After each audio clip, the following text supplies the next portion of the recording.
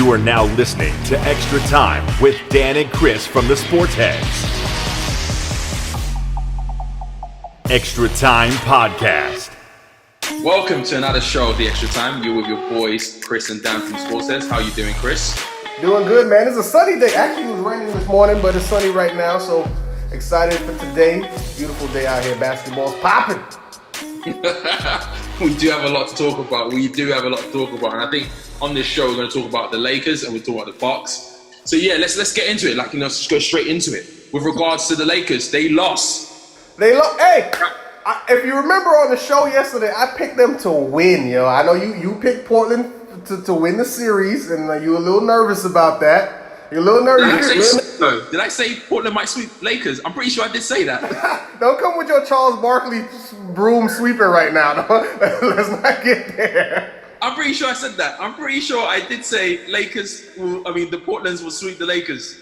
You said it you weren't too sure when you said it. It was like a little high-pitched voice. You said, I'm picking Portland with it. You know, it wasn't, you weren't convicted, as I said, but you did get the first win. I give you that. I actually did pick the Lakers to win the series and to pick game one and to win game one. I knew it would be a hard series, but from what I saw last night, it's a continuation of the same thing I've seen in the bubble. The Lakers talked like they were going to turn it on once they found out who their 8 seed was and who their competition was, but it showed to me last night that that the Lakers are still depending on LeBron James too much. He had a triple-double in the losing effort yesterday.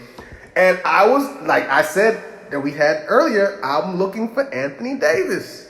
We had a poll out yesterday. Will Anthony Davis dominate these playoffs? And it came back 80% that he will not. You know? So, and last night, he didn't prove that he will. He had 21 points in the first half, not a dominating 21 points. A lot was from the free throw line. And he ended with 28. You can't have 7 points in the second half. You got to dominate. LeBron tried to dominate, get his teams involved. They were missing shots also.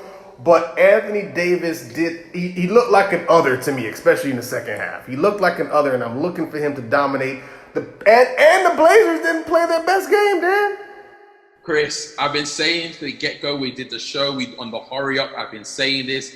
I remember saying it, and Sam disagreed with me when we had Sam Ocho on the show. Anthony Davis is not a great second-half player, particularly fourth quarter. He shrinks up. LeBron James needs dogs on his team. He needs those guys who can nitty-gritty, get the shot, win the game. It was shocking. It was really, really shocking. Look, the Portland have defensively not been great. For them to keep the Lakers to 93, I'm shocked by that. I'm not going to lie to you. I'm kind of shocked. You know, kudos to LeBron James. Career high 16 points in the playoffs in terms of assists. But that being said, LeBron needs to do 35, I think minimum each night to win or to get the Portland to beat the Portland. They need to do 35. He needs to do more from AD. He needs to do more from number 3. Kyle Kuzma was never going. He needs to do 20 plus points. You can't be doing 14 points and no assists in the game. It's quite shocking. It's quite bad. You need to look at sort of where they're getting buckets, where they're getting points outside of AD and LeBron. And like you said, AD kind of, almost melded in the second half. So, who's coming from there? And, like I said, I'm very shocked that Portland were able to keep the Lakers to 93. It was great.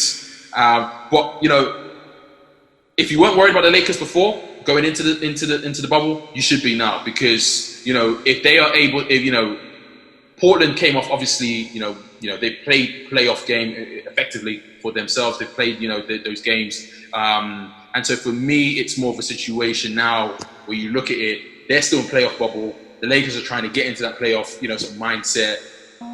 And that Dan is where it gets dangerous, especially there's no home court advantage. There's no going to Staples Center, where you can get comfortable and you got your own locker room and it's comfortable in there. You see your media personality, your favorite fans, you get your favorite food or whatnot. None of that's there. This is literally like street basketball when we go outside to the park and we just shirts versus skins. These guys just got jerseys on. And what it is Portland is bringing it to the Lakers. Portland didn't even have a good game, but we saw Dame be a killer. Did you not see those 2 3-pointers when they were down 6 87 to 81. They came back to Logo back. Dave. Logo shots, man. And then he had the defense so pulled in and so focused on him. There was a time when he pulled up and Anthony Davis and LeBron had to converge on him. What does he do? Kick it out to Melo for the Melo three to close the game. And the Lakers are going to have to do this over and over. If they can't score on offense, they're going to have to focus defensively. And with those killers out there, it's going to be a tough series for the Lakers. I'm telling you, man. I'm still going with them. But I'm a little nervous. I ain't going to lie. I'm a little nervous. I'm a little nervous. I said it from the get-go. I will stick by my pick right now. Obviously, they've won, so I could be a bit more boastful and say, Portland. I still think Portland will win either way the series. I think they just got too much firepower and they've hit the right vein of form. Momentum is everything in sports, and when you have it, you don't let it go up, and you start to see teams really, really dominate when they've got the momentum. My only concern is, will they run out of steam by the time we get to the finals? If they do get to the finals, that's my only concern, because they've been playing, playoff basketball since the season started, or the season restarted. So that's my only concern. But again, it was only 8 games, so we'll see. And I think the fact that you don't have to travel, you get to rest better, you get to recuperate better. So I think it's going to suit teams that are a bit younger, which is why we saw Phoenix go, undefeated. Because when you don't have to travel, you don't have to worry. There's no distractions. You get to really, really, really, recover quickly as a young player, and sort of get to there. So look. Question really should be asking is, should the Lakers be concerned after yesterday's performance? Should the Lakers be concerned? The reason I am concerned for the Lakers, even though I picked them, is when I saw the adjustment that Portland made when they went big with Whiteside and Nurkic on the front court. I thought that changed the game immensely, because the Lakers like to beat you up inside. They like to get the rebounds and push it out. But when you got Whiteside and you got Nurkic in there, those big bodies that can go ahead and get offensive rebounds and go ahead and get the defensive rebound and block shots. Whiteside had a couple big blocks in the fourth quarter against the Lakers. And that, to me, changes the game. Now the Lakers have to shoot. They can't just drive to the cup. AD can't dominate the middle anymore. As you can see, there was a point in time when the Lakers looked like they were having three-point shooting practice, because everyone is along the perimeter, including Anthony Davis.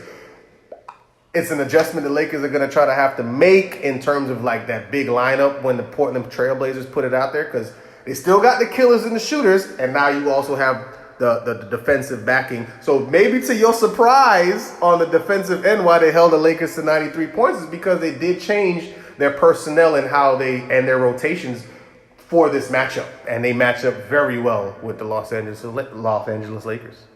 So I think it's going to be an interesting game. I think Game 2 is going to be really interesting. If Portland win Game 2, I think they'll go on to sweep, because it's not like it's a home and away advantage.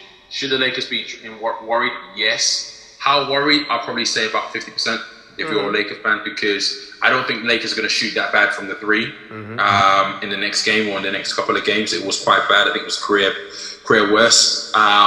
So I think from that point of view, yes, then shouldn't be too worried. But it is also worrying that the fact, and yes, they kept Portland to 100 points, but it should be worrying to the fact that they didn't really it didn't gel. It didn't if I was the Lakers, I'd be worried, because outside of LeBron, I don't think there's anyone that can really win you the game, and I think that's the big thing. And if they're able to get a third man, that could score 20 plus consistently, then maybe. But I think they should be worried, and I think going forward, we're gonna see a different Lakers. My only concern is whether or not Portland will run out of steam beforehand. But if they win the second, I back them to go on to sweep. I'm gonna stay on top. I'm gonna be on Anthony Davis, man. If he does not show up, they do not win. I don't care how great LeBron James is. If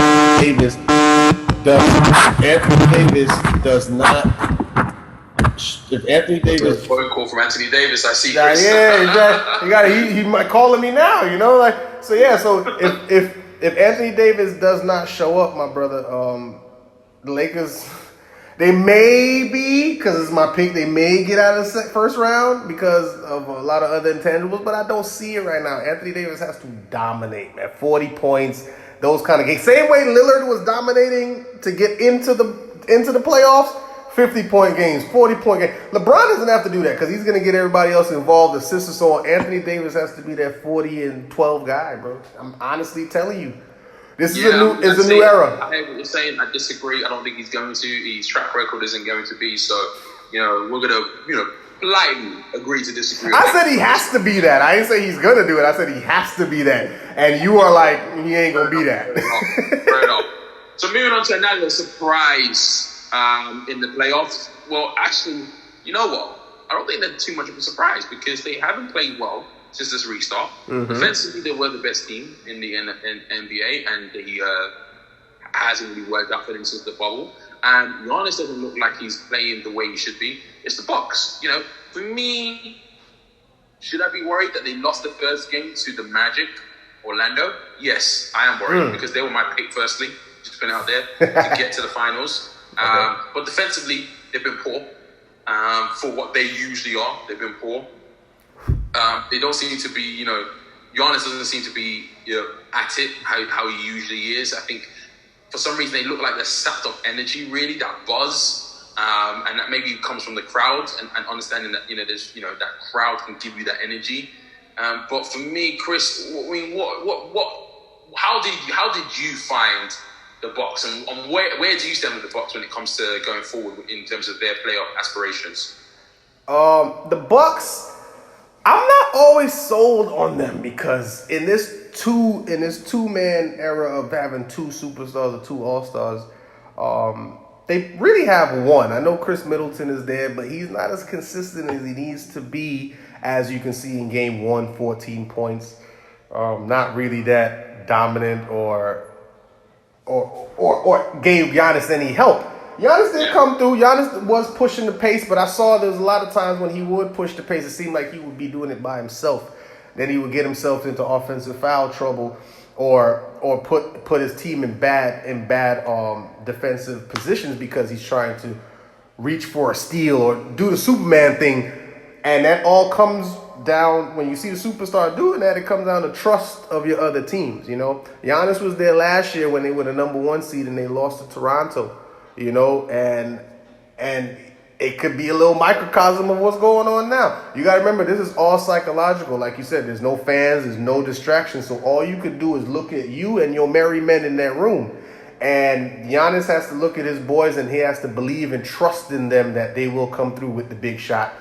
Chris Middleton will show up. I'm not too worried about the Bucks because they are playing Orlando. Orlando should learn from last year after they beat Toronto in the first game that they got counter-swept. So I think Orlando will show up more of a fight, but I do have the Bucks still winning the series 4-2. Too much firepower. I don't expect Orlando center to go off like that. But I also don't expect Fournier to have only 9 points and all 9 coming with 2 minutes to go in the fourth quarter. So it would be a decent fight, but I still have the Bucks dominating this probably in a 4-2 matchup. I'm not too worried about the Bucks against Orlando. Like I am the Lakers in Portland. My point is, it depends on the second game. If they lose the second game, then I'll be extremely worried for the Bucks. I'm still worried about them now because I think I won't change my pick. Like I always said in the show, once I pick, I pick. Mm-hmm. So I do think personally, if they lose the second game, I can't see them. They might beat Orlando, but I can't see them going into winning in the finals. I'll be very shocked. That's a different conversation there. I do have them winning this series. Now moving forward, we will have to talk about that because obviously it gets harder. Teams are better, and they focus on you a whole lot more, and they're going to find ways to take away Giannis.